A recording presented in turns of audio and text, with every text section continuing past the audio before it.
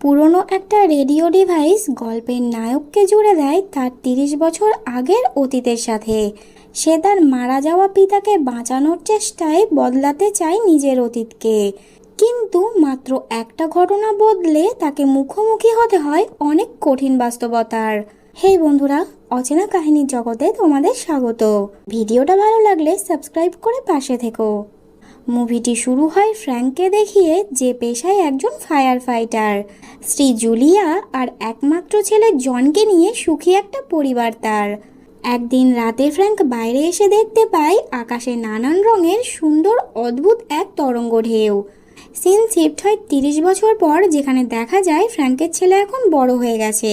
পেশায় সে একজন police officer, যদিও তার জীবন মোটেও সুখের না। সময় দিতে না পারার কারণে তার গার্লফ্রেন্ড তাকে ছেড়ে চলে যায়। আর সেই দিন রাতেই জন আকাশে ওই একই রঙিন তরঙ্গ ঢেউ দেখতে পায়। জন এখন বাড়িতে তার মায়ের সাথেই থাকে। ফ্র্যাঙ্ক একটা ফায়ার দুর্ঘটনায় মারা গেছে। রাতে জনের এক বন্ধু তার বাচ্চা ছেলেকে নিয়ে জনের বাড়িতে আসে। সেই বাচ্চাটি খেলা করতে করতে বাইরের একটা স্টোর রুম থেকে একটা রেডিও ডিভাইস বার করে। আসলে ৩০ বছর আগে এই যন্ত্রটি দিয়েই দূরের লোকের ইনফরমেশন দেওয়া নেওয়া হতো। বাচ্চাটির কথা মতো জনের ওই বন্ধু মেশিনটাকে অন করে, কিন্তু ঠিক সেই সময় জনের বন্ধুর স্ত্রী সেখানে চলে আসে। তাই জনের বন্ধু তার বাচ্চাটিকে নিয়ে বাড়ি ফিরে যায়। রাতে জন টিভি নিউজে দেখতে পায় আজকাল আকাশে অ্যারোরা বোরিয়ালিস তরঙ্গ দেখা যাচ্ছে, যেটা গত ৩০ বছর আগেও দেখা গিয়েছিল। এর মধ্যেই হঠাৎই জনের বন্ধু যে রেডিও ডিভাইসটা ঠিক করে দিয়েছিল, সেটাতে কারো সাউন্ড আসা শুরু হয়। জন দ্রুত সেখানে কথা বলে আর জানতে চায় অপর দিকের লাইনে কে রয়েছে। অজানা ওই ব্যক্তিটি তখন এমন একটা বেসবল ম্যাচ সম্পর্কে বলে, যেটা ৩০ বছর আগে অলরেডি হয়ে গিয়েছে। ওই ব্যক্তিটি জানায় আগামীকালের ম্যাচে তার পছন্দের টিমের নিশ্চয়ই হার হবে না, কিন্তু জন তখন বলে ওই ম্যাচটাই হার হবেই। সাথে এটাও জানায় যে কিভাবে আসলে ওই টিমটা হেরে যাবে। অজানা ওই লোকটি জনের কথা সিরিয়াসভাবে নেয় না। এখানে আমরা দেখতে পাই দুই দিকের টিভিতেই রঙিন ওই তরঙ্গ ঢেউয়ের নিউজ দেখাচ্ছে, তবে একদিকে রয়েছে রঙিন টিভি আর অন্যদিকে সাদা কালো টিভি। পরের দিন অজানা ওই লোকটি জনকে কানেক্ট করে আর বলে, তুমি কি করে জানলে বলো তো? যেভাবে বলেছিলে ঠিক সেভাবেই ওরা ম্যাচটা হারলো। এটা শুনে জন তখন বলে, তুমি কি মজা করছো?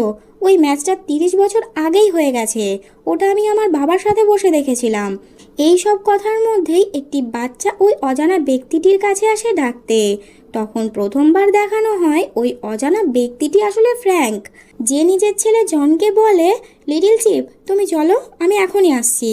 এদিকে লিটল চিপ কথাটা শোনা মাত্রই জন বলে, আমার বাবাও আমাকে লিটল চিপ বলে ডাকতো।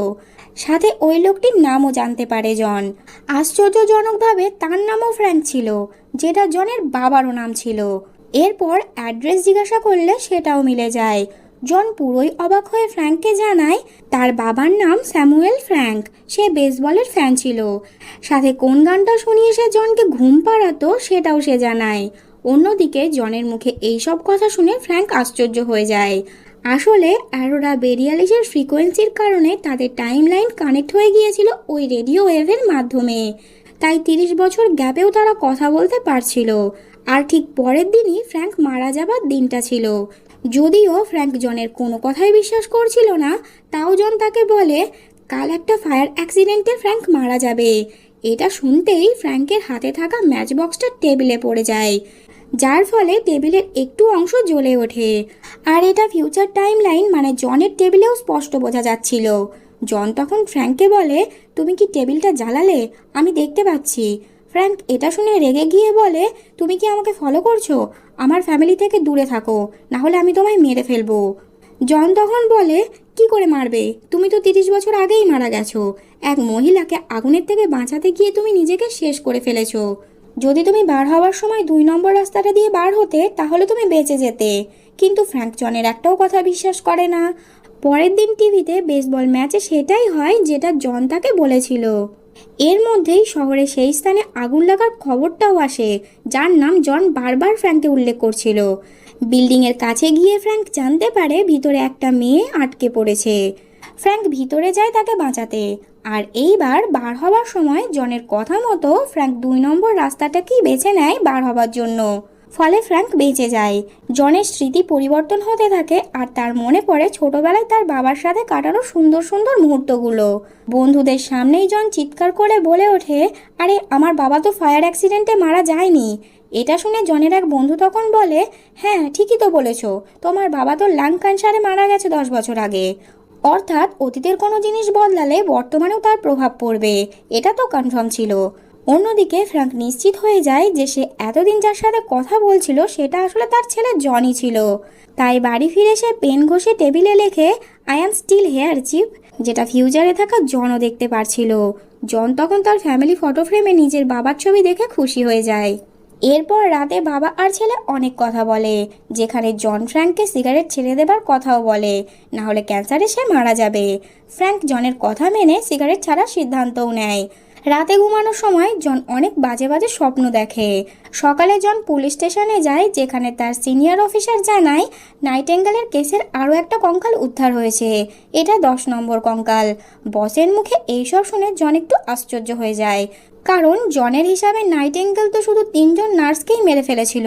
এখানে বলে রাখি, নাইটেঙ্গেল কেসে এমন এক ব্যক্তি যাকে কেউ দেখেনি, সে বেছে বেছে শুধু নার্সদেরই মেরে ফেলছিল। এদিকে জন তার বসকে মাত্র 3জন মারা যাবার কথা বলতেই তার বস তখন বলে, কি সব বলছো, এই ফাইলগুলো তো তুমি কতবার দেখেছো। রুমে ঢুকে জন আবারও ওই ফাইলগুলো দেখা শুরু করে, যেখানে সে দেখতে পায় তার মায়ের নামেরও একটা ফাইল সেখানে রয়েছে। যেহেতু জনের মাও নার্স ছিল, তাই তাকেও নাইটেঙ্গেল মেরে ফেলেছিল। সাথে তখনও নাইটেঙ্গেলের আসল নাম কেউ জানতো না, সে ছিল অধরা। জন নিজের মায়ের ফাইল দেখে বুঝে যায়, যেহেতু সে টাইম লাইনের ঘটনা বদলে দিয়েছে, তাই তার মায়ের এমন অবস্থা হয়েছে। জন তখন দ্রুত বাড়ি যায়, যেখানে সে দেখতে পায় আগের ফ্যামিলি পিকচার বদলে গেছে। এখন সেখানে তার বাবার পিকচার তো আছে, কিন্তু তার মায়ের ছবি সেখানে নেই। রাতে ফ্র্যাঙ্ক আবারও জনকে কানেক্ট করলে জন তাকে বলে, আমরা এমন কিছু পরিবর্তন করেছি যার কারণে মা এখন আর বেঁচে নেই। নাইটেঙ্গেল নামক এক অজানা ব্যক্তি 10জন নার্সকে মেরে ফেলেছে। কাল অবধি এই সংখ্যাটা ছিল মাত্র 3, আর আজ এটা 10 হয়ে গেছে। সাথে সে এটাও জানায় 1 সপ্তাহ পরে তার মা মারা যাবে। ওই নাইটেঙ্গেলকে ধরতে না পারলে আরও 7জন নার্স মারা পড়বে। কাল কিছু তো হয়েছিল, যার কারণে এইসব হয়েছে। জন ফ্র্যাঙ্কের কাছে জানতে চায় গতকাল ফ্র্যাঙ্ক ঠিক কী করেছে, যার উত্তরে ফ্র্যাঙ্ক জনকে জানায় কাল সে প্রথমে জনকে সাইকেল চালানো শিখিয়েছে, আর তারপর হসপিটালে গেছে নিজের ওয়াইফের সাথে দেখা করতে। এই সব শুনে জন বুঝে যায় হসপিটালেই কিছু হয়েছিল, যার কারণে এইসব ঘটেছে। জন তখন তার বাবাকে ফাইল দেখে জানায় কাল নাইটেঙ্গেল একটা বারে গিয়ে আবারও একটা নার্সকে মেরে ফেলবে। তাই ফ্র্যাঙ্ক যেন সেখানে গিয়ে নাইটেঙ্গেলকে ধরে, না হলে ফ্র্যাঙ্ক এবং জন এই দুজনের আফসোস করতে হবে, কারণ তাদের টাইমলাইন বদলানোর জন্যই জনের মা সহ আরও নার্স মারা যাবে। জনের কথা মতো ফ্র্যাঙ্ক পরের দিন সেই বারে যায়, যেখানে ওই নার্সটিকে দেখে ফ্র্যাঙ্ক নিজে তার কাছে আসে। তারপর সে ড্রিঙ্ক করার নামে ওই নার্সটিকে বিজি রাখে, ফলে নার্সটি আর বাইরে বার হয় না। সেই সাথে জনের টাইম লাইনে মারা যাওয়া ওই নার্সটির ফাইলও গায়েব হয়ে যায়। ফ্র্যাঙ্ক বাড়ি ফিরতেই জন তাকে সেটা জানায়, সাথে পরের দিন মারা যাওয়া নার্সটির লোকেশনও তাকে বলে দেয়, যাতে ফ্র্যাঙ্ক তাকেও বাঁচাতে পারে। কিন্তু এইবার ফ্র্যাঙ্ক ওই নার্সটির সাথে কথা বলতে গেলে নাইটেঙ্গেল বুঝে যায় যে ফ্র্যাঙ্ক তাকে ফলো করছে। এর মধ্যেই ফ্র্যাঙ্ক ওয়াশরুমে গেলে নাইটেঙ্গেল তার উপর হামলা করে। ফ্র্যাঙ্ক সেখানে জ্ঞান হারায়। নাইটেঙ্গেল তখন ফ্র্যাঙ্কের ওয়ালেট থেকে ড্রাইভিং লাইসেন্সটা বার করে নিজের পকেটে রাখে। এরপর ওয়ালেটটা ফেলে দিয়ে সে ফ্র্যাঙ্ককে মারারও চেষ্টা করে, কিন্তু ওয়াশরুমে অনেকে চলে আসার কারণে সে সেটা করতে না পেরে সেখান থেকে পালিয়ে যায়।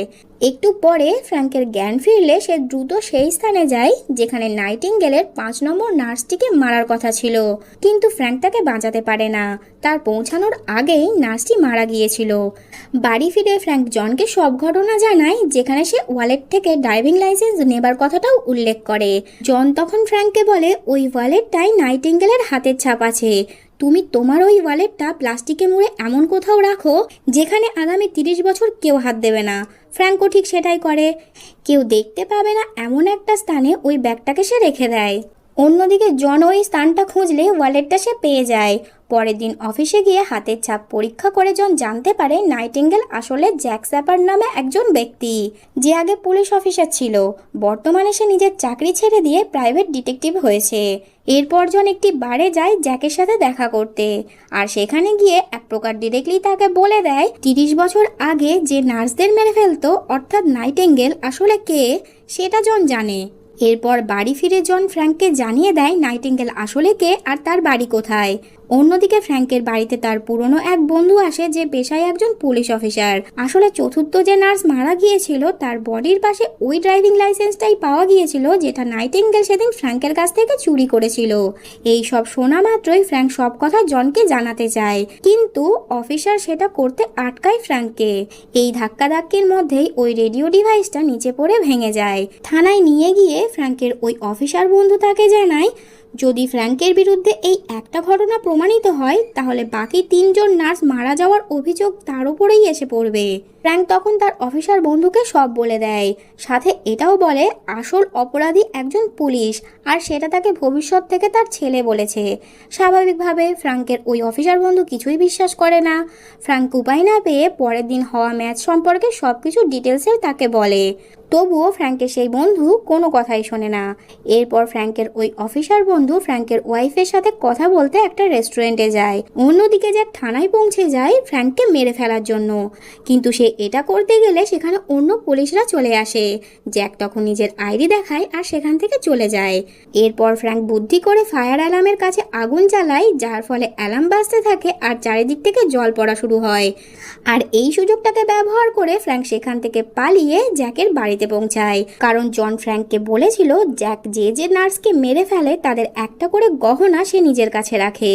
এর মধ্যেই জ্যাকও নিজের বাড়িতে পৌঁছায়, যেখানে সে দেখতে পায় ফ্র্যাঙ্ক ওই গহনার বাক্সটা পেয়ে গেছে। পিছন থেকে জ্যাক তখন ফ্র্যাঙ্ককে গুলি করে, যার ফলে ফ্র্যাঙ্ক ওই বাক্সটা ফেলে রেখে সেখান থেকে পালিয়ে যায়। জ্যাকও ফ্র্যাঙ্কের পিছু করতে থাকে আর দুজনেই একটা জলাশয়ে ঝাঁপ দেয়। অন্যদিকে রেস্টুরেন্টে বসে ফ্র্যাঙ্কের ওই অফিসার বন্ধু দেখতে পায় বেসবল ম্যাচে সেই সব কিছুই হচ্ছে যা ফ্র্যাঙ্ক তাকে আগেই বলেছিল। তখন সে বুঝে যায় আসলেই ফ্র্যাঙ্ক সত্যি বলছিল, আর তাই সে দ্রুত টিম নিয়ে জ্যাকের বাড়িতে পৌঁছে যায়। যেখানে পড়ে থাকা গহনার বাক্সটা দেখে সে বুঝে যায় আসল অপরাধী হলো জ্যাক। ফ্র্যাঙ্কের কথা মতো জলাশয়ে খোঁজাও শুরু হয়, কিন্তু সেখানে জ্যাককে পাওয়া যায় না। বাড়ি ফিরে ফ্র্যাঙ্ক নিজের রেডিও ডিভাইসটা ঠিক করে আর আবারও জনের সাথে কথা বলা শুরু করে, যেখানে সে জনকে বলে ওই জলাশয়ের ভিতরে সে জ্যাককে মেরে ফেলেছে। জন এটা শুনে ফ্র্যাঙ্ককে বলে যদি তুমি ওকে মেরে ফেলেছো তাহলে বাকি নার্সদের ফাইল এখনো গায়েব হয়নি কেন, আর ফ্যামিলি ফটোতে এখনো কেন মায়ের ছবি নেই। এইসব কথার মধ্যেই ফ্র্যাঙ্কের ওপর হামলা করে জ্যাক, অর্থাৎ সে মারা যায়নি। অন্যদিকে জনের ওপর 30 বছর পরের ওই বৃদ্ধ জ্যাক হামলা করে, কারণ জন তাকে বলেছিল আসল নাইটিঙ্গেল কে সেটা সে জানে। দুটো টাইম লাইনেই জ্যাক বাবা আর ছেলের ওপর হামলা করছে। ফাইট হতে হতে জনকে গুলি করে মারতে যায় জ্যাক। ঠিক সেই সময় 5 টাইম লাইনে ফ্র্যাঙ্ক গুলি করে জ্যাকের হাতটাই উড়িয়ে দেয়। তখন জ্যাক সেখান থেকে পালিয়ে যায়, যার ফলে ফিউচারেও জ্যাকের হাত গায়েব হতে শুরু করে। সাথে ঘরের সব জিনিসও পরিবর্তন হয়ে যায়, কারণ পাস্ট বদলানোর সাথে সাথে ফিউচারও বদলে গিয়েছিল। অন্য একটি হাত দিয়ে আবারও জ্যাক জনকে গুলি করতে যায়। ঠিক সেই সময় সেখানে ফ্র্যাঙ্ক চলে আসে, যে এখন অনেক বৃদ্ধ হয়ে গেছে। এরপর সে জ্যাককে গুলি করে মেরে ফেলে। সেই সাথে আকাশের সেই রঙিন আলোর তরঙ্গ গায়েব হয়ে যায়। যেহেতু পাস্ট বদলেছিল তাই ফিউচারে জনের মাও বেঁচে ছিল, সাথে জনের গার্লফ্রেন্ডও জনের সাথে বেশ সুখী ছিল। এখন একটা প্রশ্ন থেকেই গেল, সেদিন হসপিটালে ঠিক কি হয়েছিল যার কারণে ফিউচার পুরোপুরি বদলে গিয়েছিল? আসলে ওই দিন ফ্র্যাঙ্কের ওয়াইফ হসপিটালে ডিউটি করছিল। যেহেতু ফ্র্যাঙ্ক মারা যায়নি তাই তার ওয়াইফ দ্রুত হসপিটাল থেকে চলেও আসেনি, আর সেখানে একটা রুগী ছিল যাকে ভুল ওষুধ দেবার কারণে সে মারা যেত, কিন্তু ফ্র্যাঙ্কের ওয়াইফ উপস্থিত থাকার কারণে সে সেই রুগীটিকে বাঁচিয়ে নেয় আসলে যার মারা যাবার কথা ছিল। আসলে ওই রুগীটি ছিল জ্যাক স্যাপার্ড। সে বেঁচে যাবার ফলেই আরও নার্সদের মারতে শুরু করেছিল। তো বন্ধুরা, ভিডিওটা ভালো লাগলে অবশ্যই একটা লাইক করো, আর এমন ধরনের মুভি এক্সপ্লেনেশন দেখতে চাইলে কমেন্টে সেটা জানিও।